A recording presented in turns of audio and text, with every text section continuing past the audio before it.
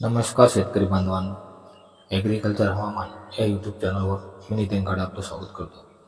मित्रांनो, बंगालच्या समुद्रामध्ये या सीझनमधील पहिले चक्रीवादळ निर्माण होण्याला पोषक वातावरण तयार होत आहे आणि त्याचाच परिणाम म्हणून महाराष्ट्रातील 2 ते 3 विभागामध्ये वादळी स्वरूपाचा पाऊस प्री मान्सून ॲक्टिव्हिटी सुरुवात होण्याची शक्यता आहे.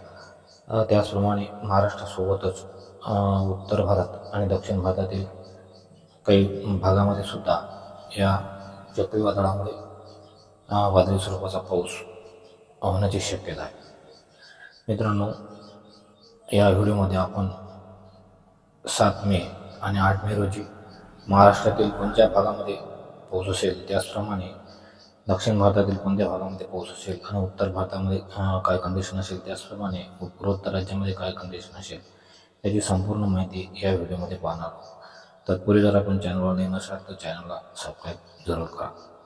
मित्रांनो, बंगालच्या समुद्रामध्ये 7 मे रोजी एक कमी दाब क्षेत्र सक्रिय झालेलं आहे. या कमी दाब क्षेत्राची तीव्रता वाढून पुढे हे चक्रीवादळामध्ये रूपांतरित होणार आहे आणि या चक्रीवादळामुळे कोणकोणत्या भागामध्ये वादळी स्वरूपाचा पाऊस असेल आणि हे चक्रीवादळ कोण्या मार्गे जाईल याची माहिती आपण पुढील व्हिडिओमध्ये नक्कीच पाहू. परंतु हे चक्रीवादळ तयार होत असताना महाराष्ट्रातील 2 ते 3 विभागामध्ये पावसाला पोषक स्थिती निर्माण झाली आहे. 2 ते 3 विभागामध्ये 7 मे रोजी याचा असर म्हणून वादळी स्वरूपाचा पाऊस होण्याची शक्यता आहे. पूर्व विदर्भ, पश्चिम विदर्भ आणि कोकण विभागामध्ये हा पाऊस असण्याची शक्यता आहे. काही भागामध्ये नुकसानकारक पाऊस असणार आहे. भाग बदलत हा पाऊस असणार आहे. सर्वच भागामध्ये पाऊस नसेल, परंतु ज्या भागामध्ये असेल त्या भागामध्ये हा पाऊस वादळी स्वरूपाचा असणार आहे. ताशी वाऱ्याचा वेगसुद्धा जास्त राहण्याची शक्यता आहे. तर त्या दृष्टिकोनातून शेतकरी बांधवांनी विशेष काळजी घेणे गरजेचे आहे. मित्रांनो, 7 मे रोजी पूर्व विदर्भातील चंद्रपूर, गडचिरोली, चिमूर आणि ब्रह्मपुरी या भागामध्ये याचा असर म्हणून, या चक्रीवादळाचा असर म्हणून वादळी स्वरूपाचा पाऊस होण्याची शक्यता आहे. त्याचप्रमाणे पश्चिम विदर्भात सांगण्यात आला, पश्चिम विदर्भातील पांढरकवडा, हिंगणघाट या ठिकाणी हा वादळी पाऊस असणार आहे. यवतमाळ जिल्ह्यातील बहुतांश भागामध्ये हा वादळी स्वरूपाचा पाऊस असणार आहे. घाटंजी, डिग्रस, दारव्हा, नेर या परिसरामध्ये हा पाऊस असणार आहे. त्याचप्रमाणे करंजा या ठिकाणसुद्धा हा पाऊस 7 मे रोजी राहण्याची शक्यता आहे. कोकण विभागात सांगण्यात आल्यास राजापूर, कणकवली, सावंतवाडी, कोल्हापूर या ठिकाणी हा पाऊस असणार आहे. त्याचप्रमाणे खेड, चिपळूण या परिसरातसुद्धा वादळी स्वरूपाचा पाऊस राहण्याची शक्यता आहे. त्याचप्रमाणे माणगाव, महाड, महाबळेश्वर या ठिकाणसुद्धा हा पाऊस राहण्याची शक्यता आहे. तर मुंबई किनारपट्टीवर हलक्या स्वरूपात 7 मे रोजी हा पाऊस राहण्याची शक्यता आहे. मित्रांनो, या कमी दाब क्षेत्रामुळे महाराष्ट्रासोबतच केरळ राज्यामध्ये मोठ्या प्रमाणात वादळी स्वरूपाचा पाऊस असणार आहे.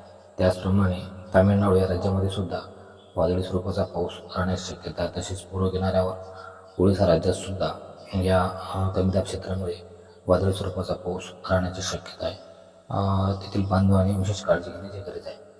मित्रांनो, ओडिशासोबतच धनबाद, झारखंड आणि पश्चिम बंगालमध्ये सुद्धा हा वादळी स्वरूपाचा पाऊस राहण्याची शक्यता आहे. या कमी दाब क्षेत्रामुळे एक पश्चिमी विक्षोभसुद्धा येणार आहे आणि त्यामुळेच जम्मू काश्मीर, त्याचप्रमाणे पहाडी भागातसुद्धा वादळी स्वरूपाचा पाऊस राहण्याची शक्यता आहे. तसेच पूर्वोत्तर राज्यातसुद्धा 7 मे रोजी वादळी स्वरूपाचा पाऊस राहण्याची शक्यता आहे. मित्रांनो, 8 मे रोजीसुद्धा हा पाऊस काही भागामध्ये सक्रिय राहण्याची शक्यता आहे. महाराष्ट्रातील काही भागामध्ये हा पाऊस पुन्हा राहण्याची शक्यता आहे. 8 मे रोजी कोणत्या भागामध्ये पाऊस असेल, आता ह्याची माहिती आपण पाहूया. 8 मे रोजी देवरुख, अंबा, चिपळूण, त्याचप्रमाणे खेड या परिसरामध्ये हा पाऊस राहण्याची शक्यता आहे.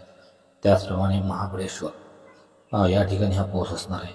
त्याचप्रमाणे राजापूर, कणकवली आणि सावंतवाडी या कोकणातील भागातसुद्धा 8 मे रोजी हा पाऊस राहण्याची शक्यता आहे. त्याचप्रमाणे लोहारा आणि नळदुर्ग या ठिकाणातसुद्धा वादळी स्वरूपाचा पाऊस 8 मे रोजी अपेक्षित आहे. मित्रांनो, पूर्व विदर्भातील काही 1-2 ठिकाणी हा पाऊस पुन्हा राहण्याची शक्यता आहे. साधारणपणे ब्रह्मपुरी आणि अमूरी भागामध्ये हा पाऊस राहण्याची शक्यता आहे. मित्रांनो, महाराष्ट्राव्यतिरिक्त इतर राज्यात सांगायचं झाल्यास केरळ राज्यामध्ये हा वादळी स्वरूपाचा पाऊस जास्त प्रमाणात असणार आहे. 8 मे रोजीसुद्धा पाऊस कायम असणार आहे. त्याचप्रमाणे तामिळनाडू राज्यातसुद्धा हा पाऊस वादळी स्वरूपाचा पाऊस राहण्याची शक्यता आहे. तामिळनाडूसोबतच आंध्र प्रदेशमधील काही भागामध्ये वादळी स्वरूपाचा पाऊस 8 मे रोजी राहण्याची शक्यता आहे. त्याचप्रमाणे झारखंड, ओडिसा आणि पश्चिम बंगाल या ठिकाणसुद्धा हा वादळी स्वरूपाचा पाऊस राहण्याची शक्यता आहे. तर पूर्वोत्तर राज्यातसुद्धा 8 मे रोजी वादळी स्वरूपाचा पाऊस राहण्याची शक्यता आहे. मित्रांनो, यानंतर पुढील दिवसामध्ये प्री मान्सून ॲक्टिव्हिटी जवळपास 20 ते 22 तारखेपर्यंत राहण्याची शक्यता आहे आणि त्याचा असर कोणकोणत्या भागामध्ये असेल, कोणत्या भागामध्ये वादळी स्वरूपाचा पाऊस असेल याची माहिती आपण पुढील व्हिडिओमध्ये आपणापर्यंत पोहोचवण्याचा प्रयत्न करणार आहोत. त्याचप्रमाणे निर्माण होणारे चक्रीवादळ, एक अरबी समुद्रात चक्रीवादळ निर्माण होणार आहे आणि एक बंगालच्या समुद्रात सुद्धा चक्रीवादळ निर्माण होण्याची शक्यता आहे. दोन्ही चक्रीवादळाचा मार्ग कोणता असेल आणि या चक्रीवादळामुळे कोणत्या राज्यामध्ये जास्त नुकसान होण्याची शक्यता आहे याबद्दलची माहिती आपण पुढील व्हिडिओमध्ये आपणापर्यंत देण्याचा नक्की प्रयत्न करणार आहोत. मित्रांनो, हा व्हिडिओ जर आपल्यास आवडल्यास व्हिडिओला लाईक आणि कमेंट जरूर करा आणि काही प्रश्न असल्यास कमेंट करून अवश्य विचारत चला. धन्यवाद शेतकरी बांधवांनो, त्याचप्रमाणे यूट्यूब चाहत्यांनो.